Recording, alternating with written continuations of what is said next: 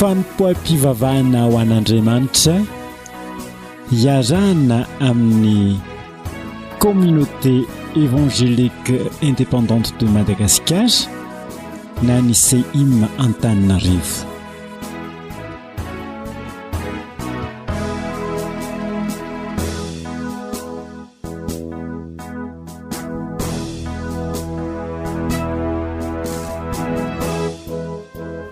Chers auditeurs, chères auditrices, nous vous saluons au nom de notre Seigneur Jésus.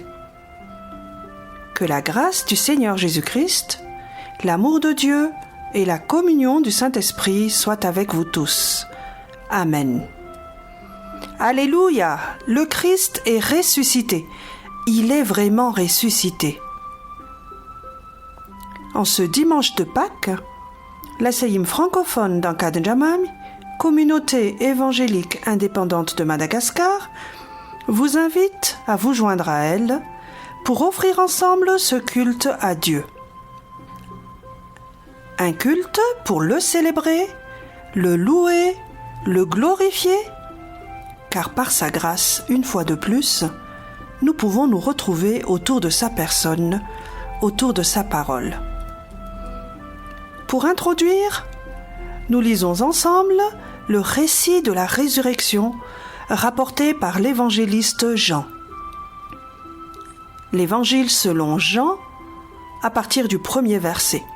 Nous vous invitons à prendre votre Bible et à suivre avec nous. Au nom de Jésus. Le dimanche, Marie de Magdala se rendit au tombeau de bon matin, alors qu'il faisait encore sombre.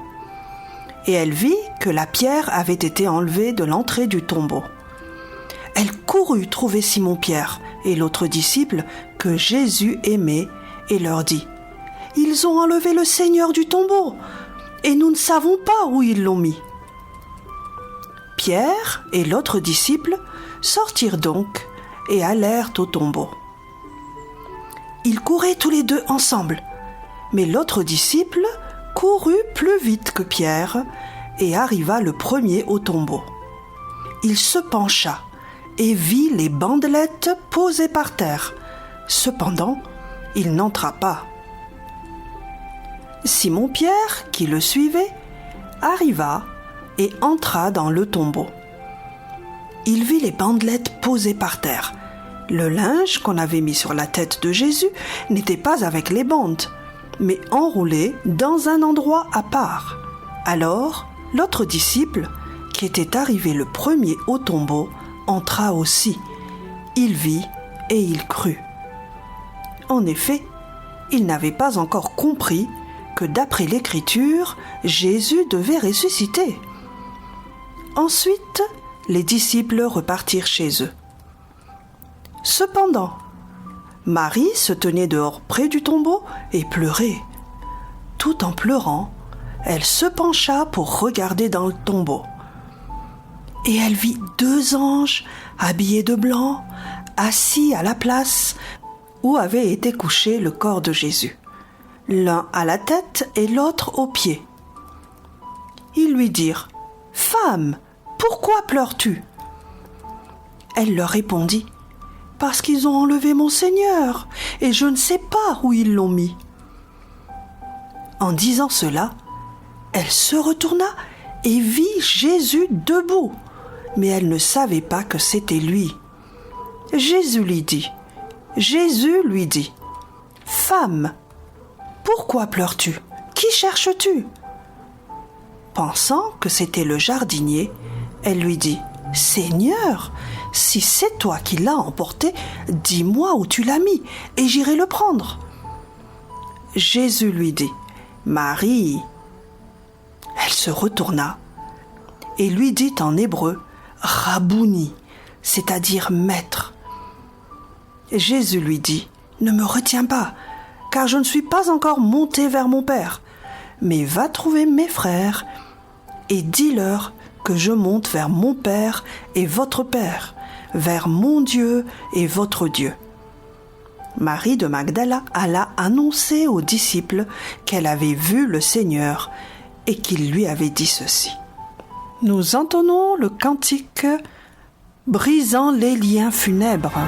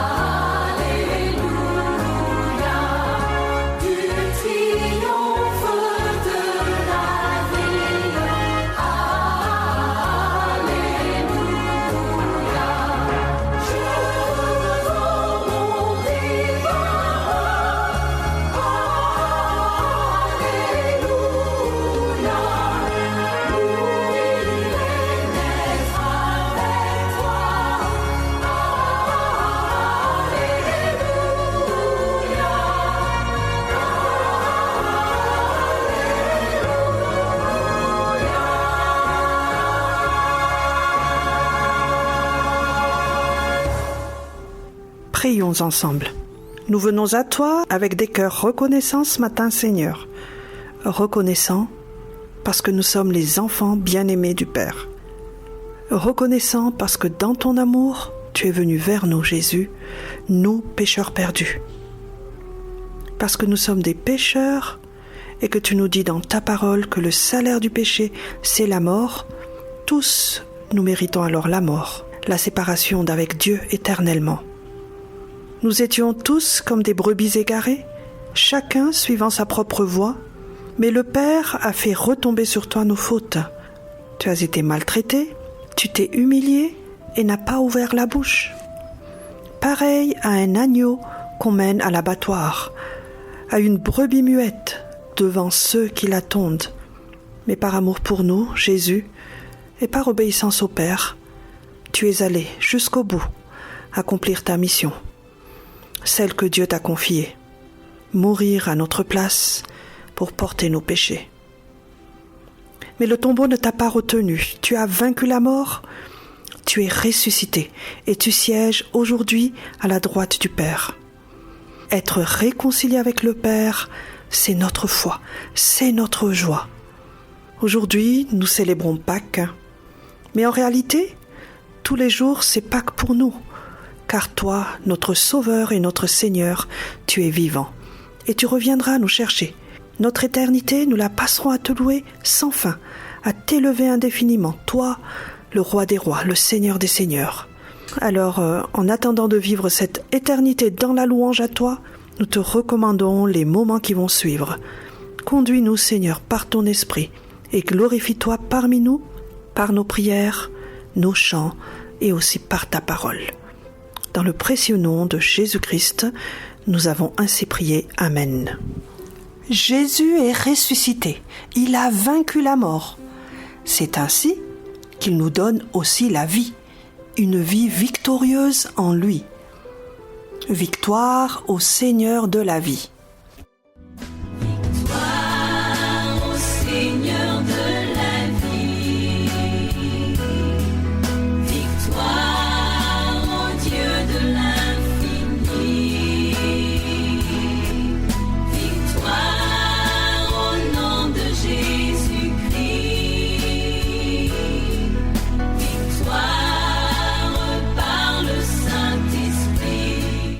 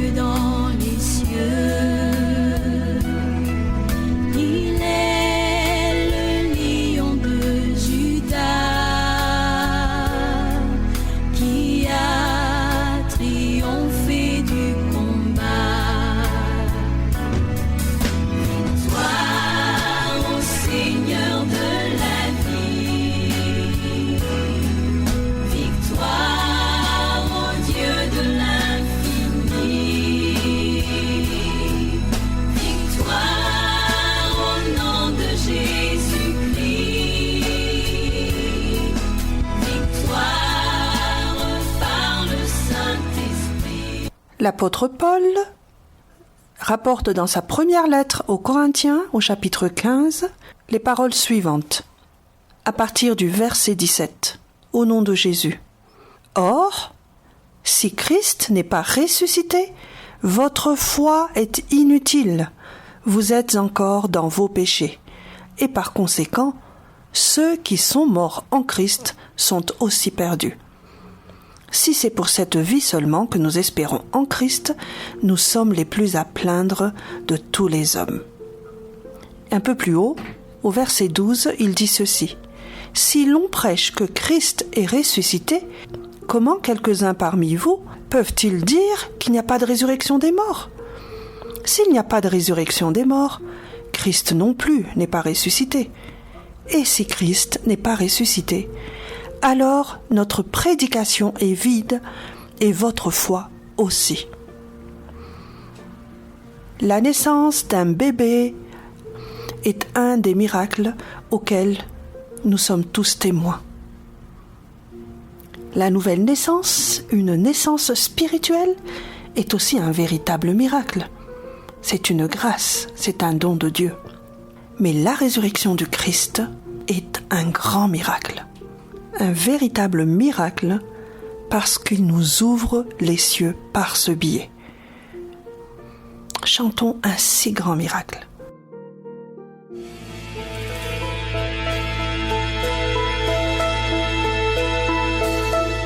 Dieu, quel amour pour moi, quelle patience, tu as conduit vers toi mon ignorance. Comment pouvais-je alors saisir ce que ton cœur voulait m'offrir? Un si grand miracle,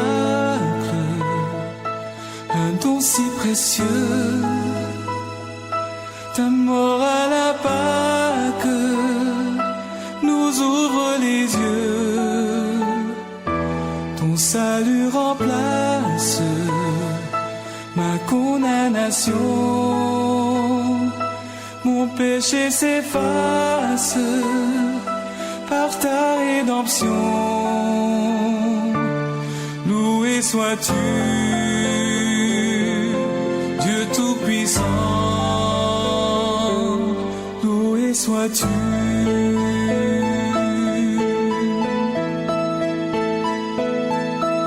Ce don si merveilleux,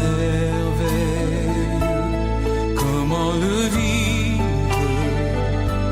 sans le répandre à ceux que tu veux suivre sur les chemins où ils s'égarent, loin de la vie et de l'espoir. Un si grand miracle, un don si précieux, ta mort à la Pâque nous ouvre les yeux. Ton salut remplace ma condamnation, mon péché s'efface par ta rédemption. Loué sois-tu, Dieu Tout-Puissant, loué sois-tu.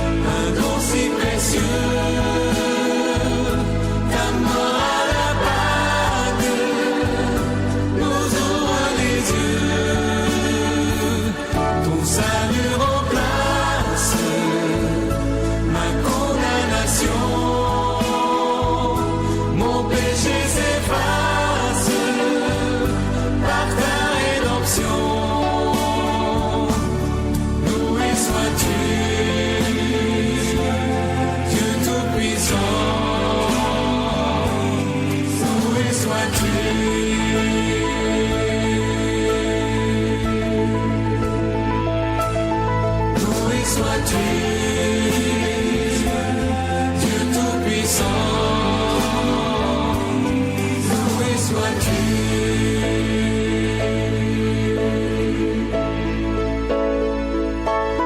Loué sois-tu, Dieu Tout-Puissant. Loué sois-tu.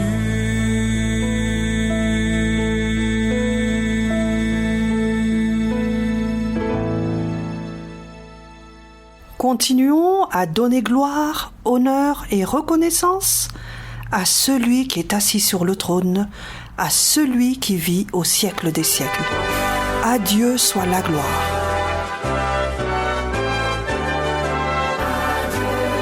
Soit la gloire pour son grand amour, car de sa victoire s'est levé le jour.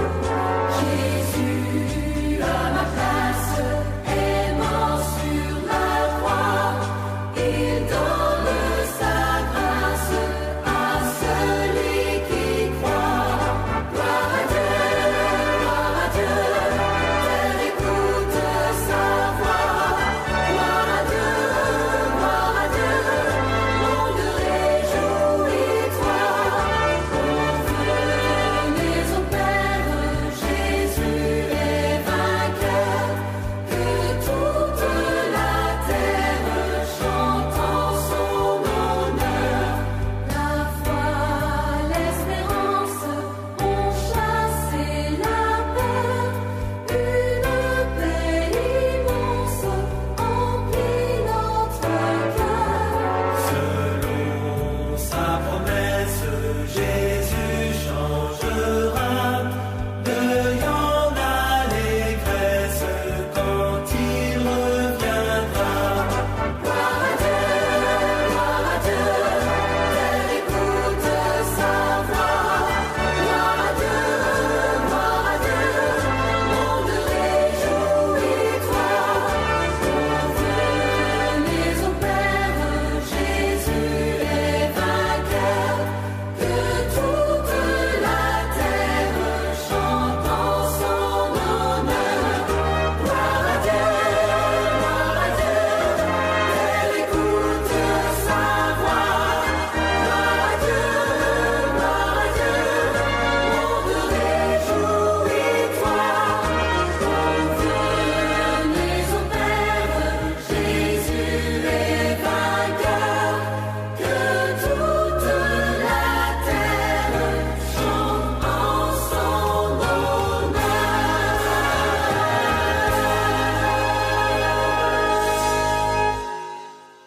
Nous continuons à te glorifier, Seigneur, par l'écoute de ta parole. Merci pour le privilège de pouvoir nous laisser enseigner par elle. Enfants comme adultes, nous ouvrons nos cœurs afin que ta parole tombe dans de la bonne terre et puisse porter du fruit pour ta gloire. Merci Jésus de bénir ta parole. Amen. Bonjour les enfants. Aujourd'hui, nous allons parler de prix. Est-ce que lorsque vous demandez quelque chose à vos parents, ils sont du genre à vous répondre « c'est cher »,« je n'ai pas d'argent ». Et d'ailleurs, en parlant de prix, qu'est-ce qui coûterait plus cher les enfants ? Un crayon qui a été usé, tellement taillé qu'il ne reste plus que quelques centimètres pour écrire ou dessiner, ou un crayon tout neuf, encore sous emballage, qui n'a pas été utilisé. Un autre exemple. Qu'est-ce qui coûterait plus cher ? Une pile alcaline qui a déjà été utilisée et qui est d'une marque chinoise quelconque, ou une pile encore dans sa boîte en carton avec comme marque Energizer. Si nous pensons à quelque chose de plus grand, par exemple, qu'est-ce qui coûterait plus cher ? Un lit que j'ai hérité de mon arrière-grand-mère, mais sur lequel je peux encore dormir et qui a été usé par le temps, ou un lit qui figure dans un catalogue d'un grand magasin, peint avec des motifs féeriques, avec bureaux intégrés en dessous, des escaliers pour monter en haut et des tiroirs intégrés dans les escaliers. Je vous entends me répondre que ce sont les choses qui sont neuves, nouvelles, non encore utilisées, qui coûtent plus cher, n'est-ce pas? Et maintenant, imaginez un homme, le pire des méchants hommes, assassin, voleur, misérable. Qu'est-ce qui aurait plus de valeur, cet homme ou un enfant, sage, obéissant, toujours premier de la classe? Eh bien, vous savez, les enfants, aux yeux de Dieu, le grand, le pire des pécheurs et le petit pécheur ont la même valeur parce qu'il a envoyé Jésus, son Fils unique, sur terre comme prix pour racheter aussi bien le pire des pécheurs que le moindre. Vous allez me dire, racheter de quoi? Tous ceux qui naissent dans ce monde sont des descendants d'Adam et Ève et ont hérité de leurs aïeux le péché. Nous sommes ainsi tous esclaves du péché. Et justement, pour pouvoir recevoir la liberté face à ce péché, eh bien, quelqu'un a dû payer le prix. Et c'est Jésus-Christ qui a payé le prix en s'offrant lui-même. C'est ce qu'on appelle aussi la rédemption, c'est-à-dire offrir un paiement en échange de quelque chose. Ici-bas, la rédemption est surtout utilisée par exemple dans le commerce, lorsqu'on parlait de la vente d'esclaves. Il fallait que quelqu'un paie le prix pour pouvoir posséder cet esclave ou accorder la liberté à cet esclave. Jésus, donc, par obéissance à Dieu le Père, est venu sur terre, est venu s'offrir lui-même pour payer la dette du péché. Il l'a fait avec amour et compassion. Et tous ceux qui croient en lui sont alors libres, libres du péché. Qu'est-ce que cela signifie? Nous ne sommes plus sous l'emprise de la colère, nous ne sommes plus esclaves de la jalousie, de l'envie, nous ne sommes plus esclaves du mensonge, nous sommes libérés du commérage. Et j'en passe, de tous ces péchés qui nous rendent esclaves, nous sommes libérés. Ce verset résume si bien cette œuvre de Jésus à la croix. Et cela se trouve dans 1 Pierre, chapitre 1, les versets 18 et 19. Vous savez en effet à quel prix vous avez été délivrés de la manière de vivre insensée que vos ancêtres vous avaient transmise. Ce ne fut pas au moyen de choses périssables comme l'argent ou l'or. Non, vous avez été délivrés par le sang précieux du Christ, sacrifié comme un agneau, sans défaut et sans tache. Alléluia! Cela nous amène alors à être pleinement reconnaissants envers notre Sauveur, n'est-ce pas? Et cela aussi nous pousse à le louer. Et c'est ce que nous célébrons à Pâques, les enfants.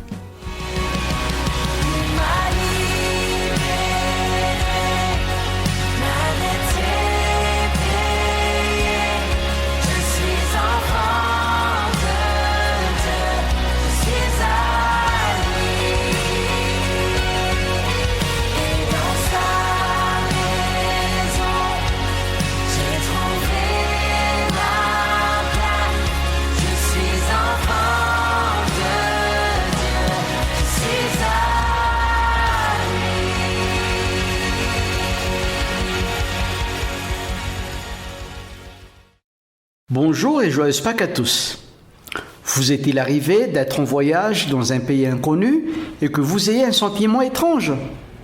Parce que l'endroit vous plaît, vous vous y sentez bien, mais à la fois vous êtes pleinement conscient que vous y êtes en tant qu'étranger, étrangère. La Bible dit que nous sommes des voyageurs sur cette terre, 1 Pierre chapitre 2 verset 11. Mais elle nous enseigne aussi à y être de bons citoyens. Bien plus, La parole de Dieu nous enseigne qu'à partir du moment où nous avons confessé nos péchés à Dieu et que nous avons reçu son pardon et le salut qu'il nous a offert gratuitement en Jésus-Christ, nous sommes aussi devenus des citoyens du ciel. Quelle grâce de pouvoir bénéficier d'une double nationalité. Certaines personnes sont même prêtes à payer cher pour ce faire. Ce matin, j'aimerais partager avec vous un message que j'ai intitulé « Nous sommes des citoyens du ciel vivant sur la terre ». Pour cela, je vous invite à lire Philippiens chapitre 3, versets 15 à 21. Mais avant tout, nous allons d'abord prier. Prions ensemble. Dieu notre Père, merci pour cette grâce immense de pouvoir nous approcher de toi. C'est toi qui nous accueilles à bras grands ouverts. C'est toi qui nous ouvres le chemin dans la personne de Jésus-Christ. Ainsi, nous pouvons te parler et nous pouvons aussi t'écouter, Seigneur. Ce matin, nous te demandons de nous aider, d'éclairer notre entendement, d'ouvrir nos oreilles et nos cœurs afin que nous puissions recevoir la parole de vie qui vient de toi, la source de toute vie. Au nom de Jésus-Christ, nous faisons cette prière. Amen. Lisons ensemble Philippiens chapitre 3, versets 15 à 21. Philippiens chapitre 3, versets 15 à 21. Au nom de Jésus, nous tous donc qui sommes des hommes faits, ayons cette pensée. Et si sur quelques points vous ayez une pensée différente, Dieu vous révélera aussi ce qu'il en est. Seulement, au point où nous sommes parvenus, avançons ensemble. Soyez mes imitateurs, frères. Portez le regard sur ce qui marche selon le modèle que vous avez en nous. Il en est plusieurs qui marchent en ennemis de la croix du Christ. Je vous en ai souvent parlé et j'en parle maintenant encore en pleurant. Leur fin, c'est la perdition. Leur Dieu, c'est leur ventre. Ils mettent leur gloire dans ce qui fait leur honte. Ils ne pensent qu'aux choses de la terre. Pour nous, notre cité est dans les cieux. De là, nous attendons comme sauveur le Seigneur Jésus-Christ qui transformera notre corps humilié en le rendant semblable à son corps glorieux par le pouvoir efficace qu'il a de s'assujettir toutes choses. Amen. Jusqu'ici, la lecture de la parole de Dieu. Dans notre message d'aujourd'hui, nous allons tirer 3 exhortations concernant notre vie en tant que citoyens du ciel et à la fois citoyens de la terre. D'abord, sur la terre, avançons ensemble, destination le ciel. Ensuite, ayons les pieds sur terre et le cœur attaché au ciel. Et enfin, nous vivons sur la terre, mais notre vraie cité est dans les cieux. Sans tarder, abordons tout de suite le premier point. Sur la terre, avançons ensemble, destination le ciel. Encore une fois, sur la terre, avançons ensemble, destination le ciel. L'église dans la ville de Philippe est une église chère à l'apôtre Paul. De la prison, Paul écrit à ses amis qui s'y trouvent. Ces chrétiens lui sont chers, il les porte dans son cœur. Philippiens 1, verset 7. Il les chérit sans exception avec la tendresse du Christ Jésus. Philippiens chapitre 1, verset 8. Et voilà qu'il entend qu'il y a de faux enseignants qui guettent cette jeune église, qui veulent s'introduire dans la communauté et cherchent à menacer la joie des Philippiens. Ces faux enseignants sont persuadés que la vie nouvelle a déjà atteint sa plénitude. Paul proclame qu'il n'est pas encore parvenu à la perfection et il invite les destinataires de sa lettre à avancer avec lui. Paul voulait affermir ses frères et sœurs dans la foi en leur parlant de sa course vers le but. Il leur dit « Chers amis, aujourd'hui je poursuis ma course afin de saisir le prix. J'oublie ce qu'est l'échec ou la réussite d'hier pour me concentrer sur la course devant moi. Et demain, je courrai davantage jusqu'à franchir la ligne d'arrivée. » C'est ce qui nous est rapporté dans Philippiens chapitre 3, versets 12 à 14. Tout en réfléchissant sur sa vie et son but, les pronoms personnels de la première personne du singulier, je et moi, reviennent souvent dans les versets 4 à 14. Paul n'a pas oublié ses lecteurs. Au verset 15, il passe du singulier au pluriel. Nous tous donc, qui sommes des hommes faits, ayons cette pensée. Paul s'attend à ce que les chrétiens mûrs acceptent son enseignement, mais il sait en même temps que tous ne sont pas arrivés à cette maturité spirituelle. Un signe du manque de maturité spirituelle est une connaissance inadéquate de la parole de Dieu. Après avoir décrit sa propre course, Paul exhorte les Philippiens à marcher, à courir ensemble avec lui. Dans cette exhortation, Paul utilise à nouveau l'expression « ayons cette pensée ». Cette expression qui est chère à l'apôtre Paul revient 10 fois dans cette même épître, ce qui exprime une activité intellectuelle et affective et en même temps la projection de cette activité dans une ligne de conduite. Dans notre texte, il s'agit d'une conduite, le reflet des pensées, des sentiments, des projets. La question de perfection qui est mentionnée dans le verset 12 est très importante pour Paul. C'est la raison pour laquelle il n'accepte pas l'idée d'une quelconque dérive. Paul a confiance que ses amis reconnaîtront la vérité en se mettant à l'écoute de Dieu, en méditant sa parole et en enracinant leur vie dans cette parole vivante et efficace du Dieu vivant. Nous tous donc, qui sommes des hommes faits, ayons cette pensée, et si sur quelques points que vous avez une pensée différente, Dieu vous révélera aussi ce qu'il en est. Et pour terminer cette section, Paul dit « Seulement au point où nous sommes parvenus, avançons ensemble ». Littéralement, avançons pareil, au verset 16. La Bible de Summer traduit « Continuons à marcher ensemble dans la même direction ». Paul utilise ici un terme militaire qui signifie en rang ou en ligne et qui traduit l'idée de marcher ensemble et en unité. Cette idée appliquée généralement nous dit que pour être spirituellement unis, nous devons choisir une autorité commune, la parole de Dieu. Chers amis, nous sommes bel et bien citoyens de la terre. Nous avons ici notre responsabilité en tant que citoyens. Dieu nous a placés sur cette planète Terre pour que nous puissions vivre une vie individuelle et collective à la fois. Et nous nous trouvons en permanence dans une sorte de lutte intérieure, cherchant l'équilibre entre vivre la foi personnelle et la vivre en communauté. Ce n'est pas sans raison que le Seigneur compare son Église à un corps. Nous sommes le corps du Christ, c'est lui la tête et nous sommes les membres de ce corps glorieux. Il se peut que dans notre marche chrétienne, il y ait des divergences d'idées, de positions et de façons d'agir.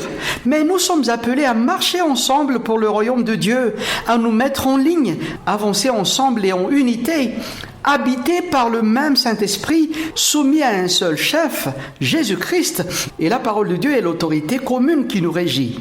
Cher ami, je voudrais te poser ces quelques questions ce matin. Si tu as déjà accepté Jésus-Christ comme Seigneur et Sauveur personnel de ta vie, es-tu conscient que tu es à la fois citoyen du ciel et de la terre? Comment est-ce que tu vis ta foi personnelle au quotidien? Comment la mets-tu en pratique au sein de ta famille, à l'école, dans ton lieu de travail, dans la société? Et comment vis-tu ta foi dans la communauté au sein de ton église ou avec les autres chrétiens confessant Jésus, mais à dénomination d'église différente que la tienne? Une chose est sûre, Dieu veut que tu grandisses dans la maturité spirituelle. Il désire que tu enracines ta vie dans sa parole, soumis au chef suprême de notre foi, Jésus-Christ notre Sauveur, et animé du même Esprit de Dieu.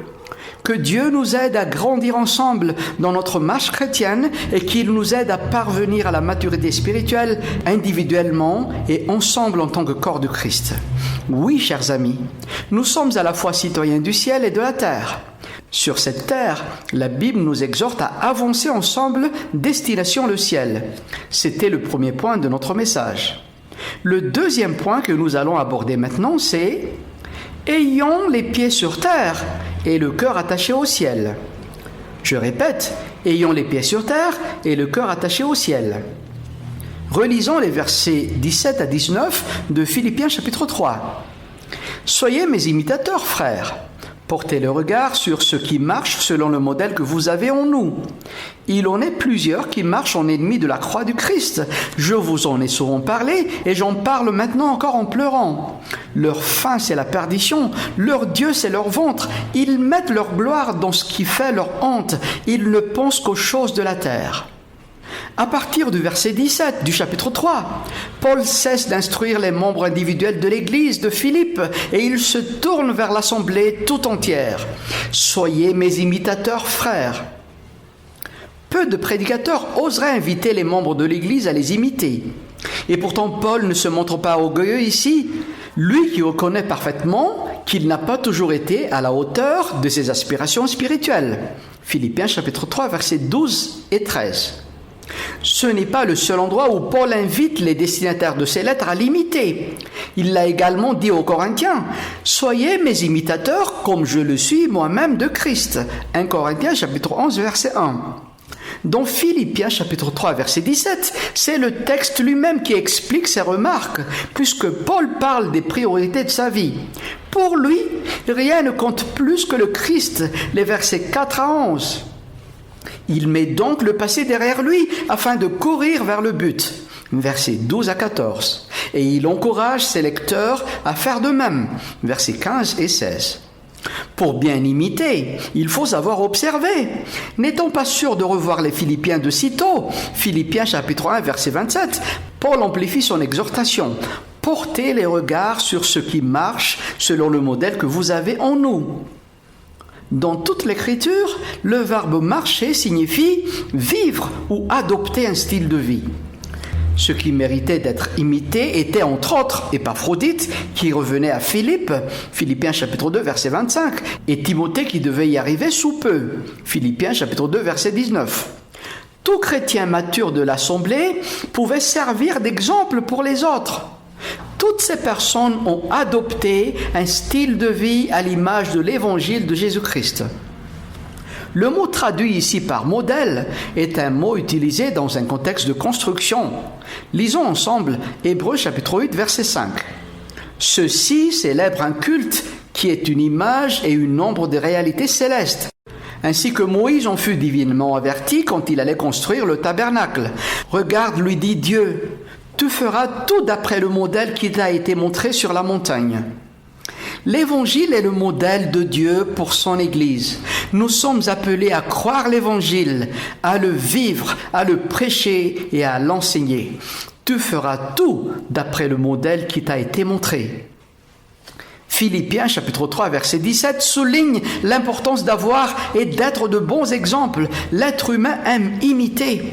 C'est une chose de lire la Bible, de la méditer et d'apprendre à mettre notre confiance en le Seigneur. C'en est une autre d'observer un chrétien qui fait exactement cela dans les bons comme dans les mauvais jours. Mais pour chaque bon exemple, il en existe aussi un mauvais. Il y a de bons exemples à imiter et de mauvais à ignorer. La plupart des parents se font du souci au sujet de l'exemple que leurs enfants choisissent d'imiter. De même, après avoir exhorté ses lecteurs à suivre de bons exemples, Paul va les avertir au sujet de mauvais exemples. Il en est plusieurs qui marchent en ennemis de la croix du Christ. Je vous en ai souvent parlé et j'en parle maintenant encore en pleurant. Leur fin c'est la perdition, leur Dieu c'est leur ventre. Ils mettent leur gloire dans ce qui fait leur honte. Ils ne pensent qu'aux choses de la terre. Philippiens chapitre 3 versets 18 et 19. Certains commentateurs pensent que les ennemis de la croix sont les judaïsants qui déformaient l'évangile de Jésus-Christ.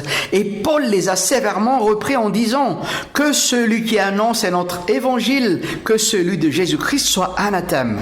Car je suis crucifié avec le Christ. Et ce n'est plus moi qui vis, c'est Christ qui vit en moi. Ma vie présente dans la chair, je la vis dans la foi au Fils de Dieu qui m'a aimé et qui s'est livré lui-même pour moi. Je ne rejette pas la grâce de Dieu, car si la justice s'obtient par la loi, Christ est donc mort pour rien. Galates chapitre 2, versets 20 et 21. D'autres pensent que ces ennemis de la croix sont les faux enseignants qui prêchent qu'un chrétien peut vivre comme il veut, sans aucun souci pour le respect des commandements de Dieu. De tels enseignants sont également ennemis de la croix du Christ, car la croix est le symbole de la mort à soi et au péché. C'est le Christ Jésus lui-même qui disait « Si quelqu'un veut venir après moi, qu'il renonce à lui-même, qu'il se charge de sa croix et qu'il me suive. Quiconque en effet voudra sauver sa vie la perdra, mais quiconque perdra sa vie à cause de moi la trouvera. Et que servira-t-il à un homme de gagner le monde entier s'il perd son âme? Ou que donnera un homme en échange de son âme » Matthieu chapitre 16, versets 24 à 26. Dans tous les cas, une personne peut être un ennemi de la croix quand il ne croit pas d'une part ce que la Bible enseigne sur la divinité de Jésus-Christ et d'autre part sur la nécessité de sa mort pour notre salut. Tout groupement religieux qui rend inutile la croix de Jésus-Christ devient ainsi ennemi de cette croix. Cela comprend tous ceux qui prétendent que le fait de vivre une bonne vie moralement suffit pour aller au ciel. Les chrétiens infidèles sont également ennemis de la croix, puisque par leur impiété et leur impénitence, ils crucifient de nouveau pour leur part le Fils de Dieu et le déshonorent publiquement, selon Hébreux chapitre 6 verset 6. La plupart des ennemis de la croix ne revendiquent pas ce statut, et d'ailleurs, probablement, ils n'en sont même pas conscients, mais leur enseignement et ou leur vie s'opposent à tout ce que la croix représente. La fin pour tout non-croyant et toute personne désobéissante est la perdition. La version Parole vivante donne cette traduction « Ils courent à leur ruine éternelle ». La déclaration suivante de Paul frappe encore plus fort. Leur Dieu, c'est leur ventre. Avoir quelque chose comme son Dieu, quelle que soit cette chose, c'est lui accorder une importance suprême, c'est être contrôlé par elle. En utilisant le mot ventre, Paul inclut dans sa condamnation les excès de table, c'est-à-dire la gloutonnerie, mais aussi toute autre addiction, alcool, drogue, jeux vidéo, réseaux sociaux, etc. Ces paroles peuvent aussi s'appliquer aux appétits de la chair en général, y compris à la sexualité illicite. Nous ne devons pas imiter ceux qui ne pensent qu'à la terre. Imitons plutôt ceux qui fixent leurs yeux sur le ciel, des hommes comme Abraham qui voyaient l'invisible. C'est par la foi qu'Abraham vint s'établir dans la terre promise, comme en un pays étranger, habitant sous des tentes, ainsi qu'Isaac et Jacob, héritiers avec lui de la même promesse, car il attendait la cité qui a de solides fondations, celle dont Dieu est l'architecte et le constructeur. Hébreux chapitre 11, versets 9 à 10. Chers amis, en ce jour de Pâques, la parole de Dieu nous invite à garder les pieds sur terre et attacher nos cœurs au ciel. Jésus-Christ est venu sur cette terre pour mourir sur la croix à notre place. Mais il est ressuscité et il est vivant pour toujours pour nous donner accès à la vie éternelle. Avant de mourir sur la croix, Jésus a prié « Père, je ne te prie pas de les ôter du monde, mais de les garder du malin. » Ils ne sont pas du monde, comme moi je ne suis pas du monde. Sanctifie-les par la vérité, ta parole est la vérité. Jean chapitre 17, verset 17. Cher ami, as-tu déjà reçu le pardon de tes péchés? Les as-tu confessés à Dieu? Aujourd'hui même, tu peux avoir accès à la vie éternelle. Les versets 9 et 10 de Romains 10 nous disent « Si tu confesses de ta bouche le Seigneur Jésus, et si tu crois dans ton cœur que Dieu l'a ressuscité d'entre les morts, tu seras sauvé. Car en croyant du cœur, on parvient à la justice, et en confessant de la bouche, on parvient au salut. » Ainsi, tu saisiras le vrai sens de la Pâque, car Christ, notre Pâque, est mort pour nous, mais il est ressuscité pour que nous ayons une nouveauté de vie en lui. Jusque-là, nous avons vu que nous sommes à la fois citoyens du ciel et de la terre. Ensuite, que la Bible nous exhorte à bien garder les pieds sur terre en attachant nos cœurs au ciel. C'étaient les deux premiers points de notre message. Nous allons maintenant aborder le troisième et dernier point de notre prédication. Nous vivons sur la terre, mais notre vraie cité est dans les cieux. Encore une fois, nous vivons sur la terre, mais notre vraie cité est dans les cieux. Relisons les versets 20 et 21 de Philippiens chapitre 3. Pour nous, notre cité est dans les cieux. De là, nous attendons comme sauveur le Seigneur Jésus-Christ, qui transformera notre corps humilié en le rendant semblable à son corps glorieux par le pouvoir efficace qu'il a de s'assujettir toutes choses. Après avoir averti contre les mauvais exemples sur la terre, Paul reprend ici le thème du ciel qu'il a commencé au verset 17. À présent, il déclare « Pour nous, notre cité est dans les cieux ». Le mot traduit par « cité » est la forme substantive du verbe à l'original et qui est traduit par « conduisez-vous » au verset 27 du premier chapitre. En fait, Paul veut dire « Nous sommes une colonie du ciel ». Les Philippiens devaient être sensibles à cette image, leur ville étant une colonie romaine avec certains privilèges, mais aussi avec des responsabilités. Tout citoyen d'une colonie romaine devait allégeance à Rome, dont les lois gouvernaient sa conduite, comme ses gloires déterminaient son espoir. De plus, on s'attendait à ce qu'il colonise à son tour, c'est-à-dire qu'il réponde la pensée et la culture romaine autour de lui. Les chrétiens doivent se rendre compte qu'ils sont des résidents étrangers, des exilés sur cette terre, selon 1 Pierre 2,11. Notre nom de citoyen est inscrit dans le livre de vie, Apocalypse chapitre 3, verset 5. Pour nous, ce monde n'est qu'une adresse temporaire, en attendant de recevoir notre adresse permanente. Comme les citoyens d'une colonie romaine, nous jouissons de quelques privilèges, mais nous avons aussi des responsabilités. Nous devons obéissance à notre Père céleste. Nous sommes gouvernés par ses lois et notre espérance est centrée sur sa gloire. Nous sommes également tenus d'annoncer les vérités chrétiennes. Paul désire également attirer les Philippiens vers une personne. Des cieux, nous attendons comme sauveur le Seigneur Jésus-Christ. L'auteur Alectomotier a écrit ceci. C'est avec raison que nous attendons avec impatience beaucoup de choses, d'être délivrés de la présence même du péché et de la tentation, de rencontrer les grands du passé, Abraham, Ésaïe, Paul lui-même, d'être réunis avec les bien-aimés que nous avions connus sur la terre, de contempler la gloire des lieux célestes, mais au-delà de tout cela, ce qui donne sa cohérence et son sens à l'expérience céleste sera la personne par qui seul ce grand rassemblement se fait et pour qui seul sera la gloire, le Sauveur, le Seigneur Jésus-Christ. Ainsi, nous serons toujours avec le Seigneur. Pendant les dernières heures du Christ avec ses disciples avant sa mort, Jésus promit de revenir. Jean chapitre 14, versets 1 à 4. À son ascension, des anges dirent à ceux qui regardaient « Ce Jésus qui a été enlevé au ciel du milieu de vous reviendra de la même manière dont vous l'avez vu aller au ciel. » Actes des apôtres, chapitre 1, verset 11. Les premiers chrétiens vivaient dans l'expectative du retour imminent du Seigneur. La seconde venue de Jésus-Christ donnait un sens à leur vie. Leur confiance en son retour les aidait à affronter les réalités de la vie, les soutenait dans les persécutions. Paul ne dit pas seulement que nous attendons, mais que nous attendons ardemment. Comme les premiers chrétiens, nous devons centrer notre cœur sur Jésus et attendre ardemment sa venue imminente. Comme eux, nous devrions prier « Viens Seigneur Jésus » Apocalypse chapitre 22 verset 20. Aujourd'hui, avec tous les chrétiens du monde entier, nous célébrons le Christ ressuscité. Gloire à son nom. Dieu est fidèle et juste, les amis. Tout ce qu'il a promis s'accomplira certainement. Pour nous, notre cité est dans les cieux. De là, nous attendons comme sauveur le Seigneur Jésus-Christ qui transformera notre corps humilié en le rendant semblable à son corps glorieux par le pouvoir efficace qu'il a de s'assujettir toutes choses. Encore joyeuse Pâques à vous et soyez tous bénis les amis. Amen.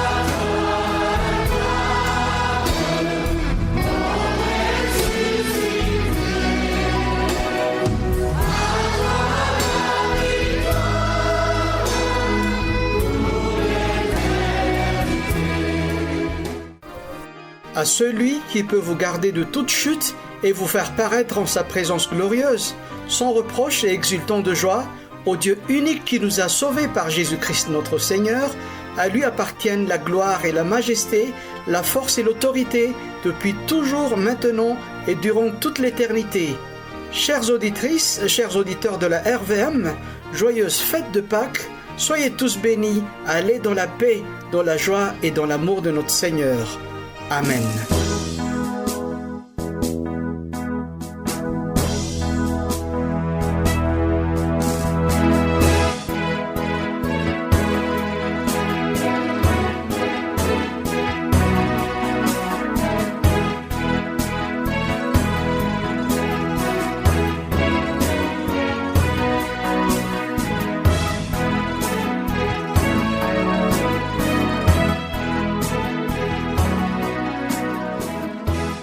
renareo teo ny fanompoam-pivavahana natolotry ny communauté évangélique indépendante de Madagascar CIM Antananarivo.